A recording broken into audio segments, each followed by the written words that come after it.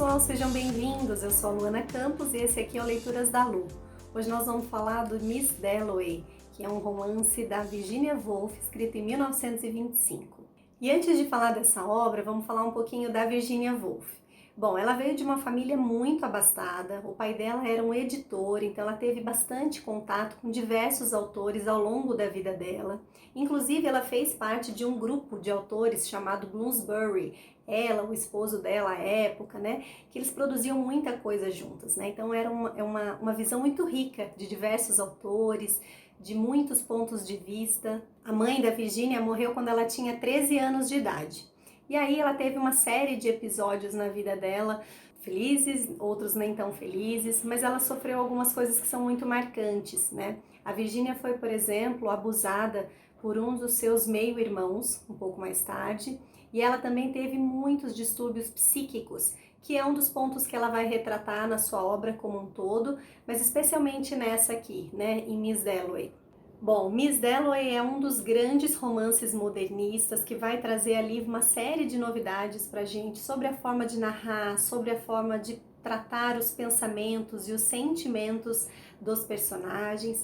Então, assim, é uma obra de muita profundidade, né? Que a gente vê ali toda a complexidade de cada uma das personagens que compõem a trama. Então, não existe mais aquela coisa do bom, né, do bom personagem versus o personagem que é mau, que é o vilão, mas todo mundo tem um pouquinho, né, do bom, do ruim, do que é justo, do que é injusto, pensamentos positivos e negativos. E nessa obra, então, a Virginia vai tratar, principalmente, ela tem ali como personagem principal a Clarissa, uma mulher de 52 anos, e tudo se passa num dia que ela está indo comprar flores, uma floricultura, para uma festa que ela vai dar ao final do dia. Então toda a trama se passa no pensar da Clarissa desde o momento que ela sai de casa, dos encontros que ela vai tendo, dos cenários que ela vai vendo enquanto ela vai se passando, coisas que ela vai se recordando. Uma marca da Virginia que é muito presente nesse livro é o discurso indireto livre do narrador. Então é como se o narrador fosse onipresente, onipotente e pudesse visitar não só o que está acontecendo, né, na vida de cada uma das personagens que vão se entrelaçando ali naquela trama, mas ele visita os pensamentos de cada uma delas também. Então, no começo, quando a gente começa a ler esse livro, às vezes pode ser um pouco difícil, nossa, mas que coisa estranha, né? Que texto longo, não tem definição de capítulos, por exemplo. Mas isso é muito típico da Virginia mesmo, né? Que é a ideia do fluxo do pensamento, né?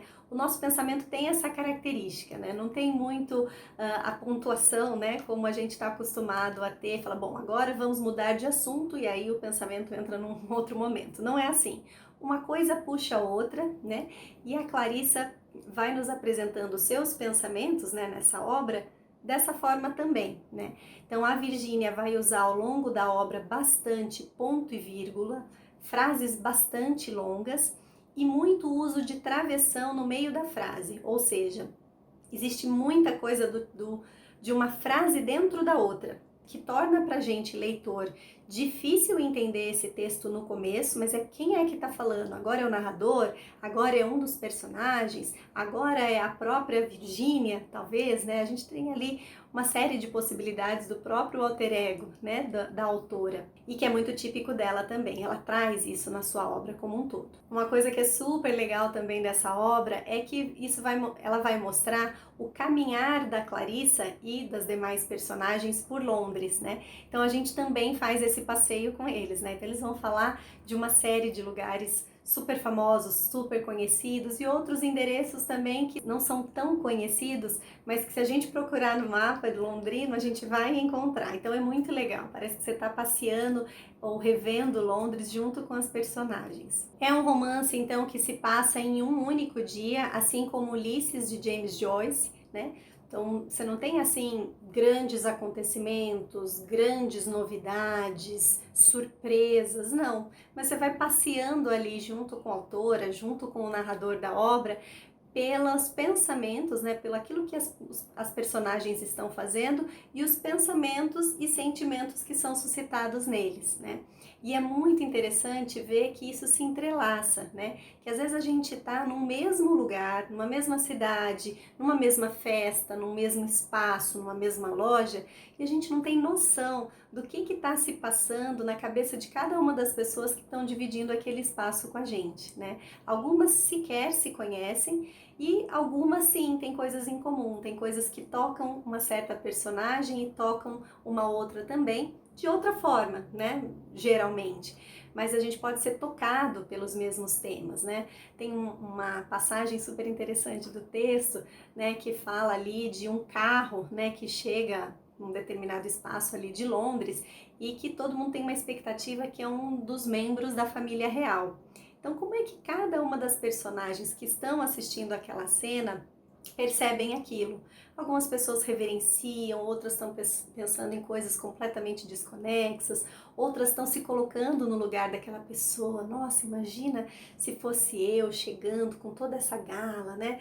Passeando nesse carro, e o que será que essa pessoa está fazendo? Então é muito gostoso, né? Parece que a gente realmente está pulando, né, no pensamento, né, no inconsciente ou até no consciente de cada uma daquelas pessoas que estão envolvidas na trama. Bom, a Clarissa é com certeza a personagem principal dessa trama, mas a gente tem uma outra personagem tão importante quanto ela e que em certos momentos ela é contraponto da Clarissa e em outros momentos ela é muito complementar, muito parecida com a Clarissa também, que é o Sétimos, né?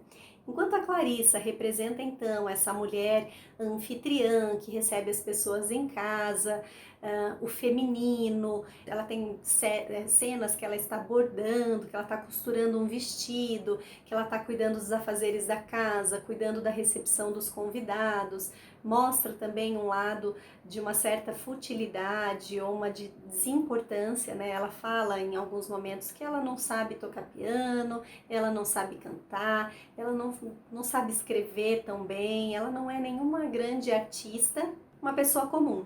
E a gente tem então esse contraponto, essa outra personagem que é super interessante da gente conhecer na obra, que é o Sétimos, que ele é um ex-combatente, então o homem, o soldado, né, um homem que tem ali uma doença psíquica também, que é mostrada, a gente não consegue saber exatamente qual é, então ex-combatente da guerra, então essa doença pode ter sido acometida por conta da guerra e das experiências que lá ele viveu, mas ele é tratado como uma pessoa desse ponto de vista mais insensível, né? Ele parece que não sente quando morre um amigo dele na guerra e ele vai se recordando disso, parece que ele não tem grandes sentimentos pela própria esposa dele e ele se questiona, gente, por que eu casei com ela se eu não a amava, né? Por que será que eu fiz isso?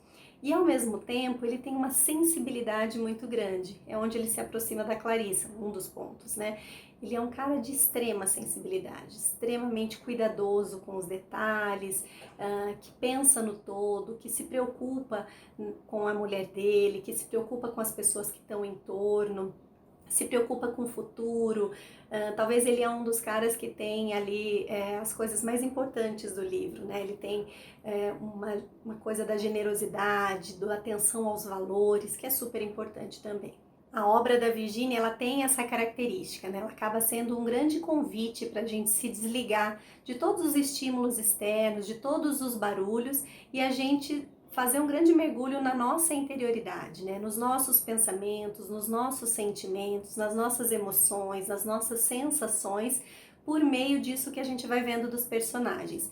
Então, a cada pensamento resgatado, a cada lembrança da personagem, é muito natural que a gente também se veja fazendo aquilo e revivendo as nossas próprias histórias dentro de nós. Então tem alguns momentos que você fala, puxa, olha que bacana isso da personagem, eu também vi. Tem outros momentos que você fala, como pode a pessoa pensar isso, né? Então esse é o grande bacana, o grande barato da obra da Virginia.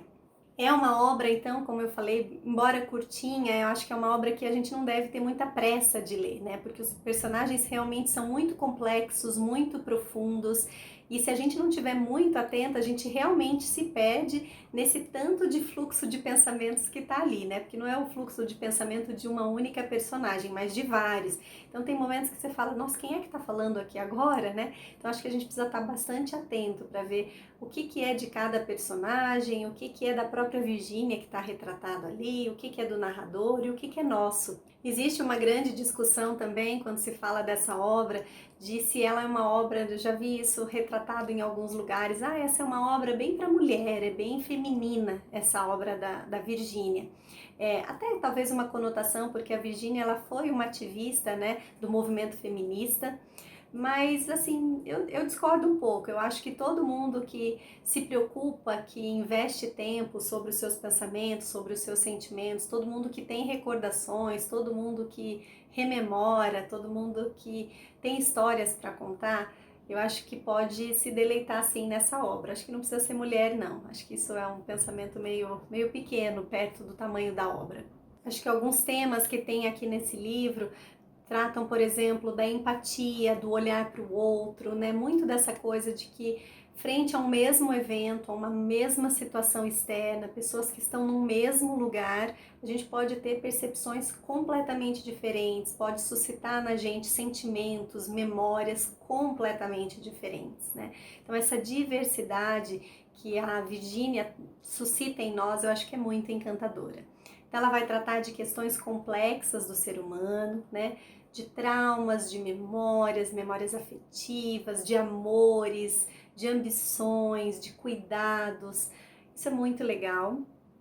E ela tem essa coisa de parecer às vezes realmente um livro bastante confuso, mas eu acho que vale super a pena conhecer essa possibilidade, né? Imagina se a gente pudesse aí escutar os pensamentos das outras pessoas, como é que as pessoas se posicionam em relação àquilo, o que uma pessoa sentada num banco da praça pode estar pensando, ou uma pessoa que entra numa igreja, né? Então ela vai se usando de uma série de cenas bem cotidianas, bem simples, para tratar de assuntos assim extremamente complexos, extremamente profundos do ser humano. Bom, então é uma obra assim extremamente delicada, profunda, né, de um dia típico, normal, sem nenhum grande acontecimento, lá em junho, em Londres, em que algumas pessoas então se encontram em alguns espaços dessa cidade e de uma forma muito delicada esses encontros vão se tocando, né, formando como que uma grande teia de aranha, né, que ora a gente é tocado por uma pessoa que passa por nós, outras vezes não, e que aquilo que nos toca diferentemente as outras pessoas. Então eu gosto muito dessa discussão que a Virginia nos traz nessa obra. Bom, então se você não leu ainda Virginia Woolf, não perca essa oportunidade. Acho que ela é um grande nome da literatura que influenciou e influencia até hoje muitos autores importantes. E se você gosta de bons livros, inscreva-se no canal, ative as notificações e assim você sempre vai saber dos novos vídeos que eu postar aqui. A gente se vê no próximo livro. Tchau, tchau!